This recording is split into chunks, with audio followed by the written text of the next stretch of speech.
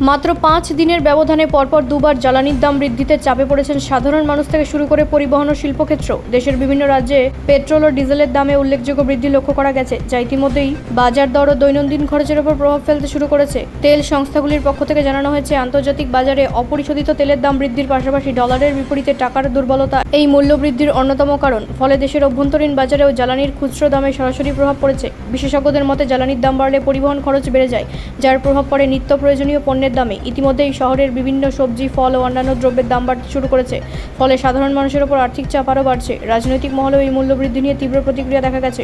বিরোধী দলগুলি কেন্দ্রের নীতিকে কাজগড়ায় তুলেছে এবং অবিলম্বে দাম কমানোর দাবি জানিয়েছে। অন্যদিকে সরকারের পক্ষ থেকে জানানো হয়েছে, পরিস্থিতি পর্যালোচনা করা হচ্ছে এবং প্রয়োজনে পদক্ষেপ নেওয়া হবে। এদিকে লাগাতার দাম বৃদ্ধির ফলে পরিবহন সংগঠনগুলি ভাড়া বাড়ানোর ইঙ্গিত দিয়েছে। এতে আগামী দিনে আরও মূল্যবৃদ্ধির আশঙ্কা তৈরি হয়েছে। সব মিলিয়ে 5 দিনের মধ্যে 2 দফা জ্বালানির দাম বৃদ্ধি দেশের অর্থনীতিতে নতুন করে চাপ সৃষ্টি করেছে, যার সরাসরি প্রভাব পড়েছে সাধারণ মানুষের জীবনযাত্রায়। ব্যুরো রিপোর্ট, রাষ্ট্রীয় প্রসার বাংলা।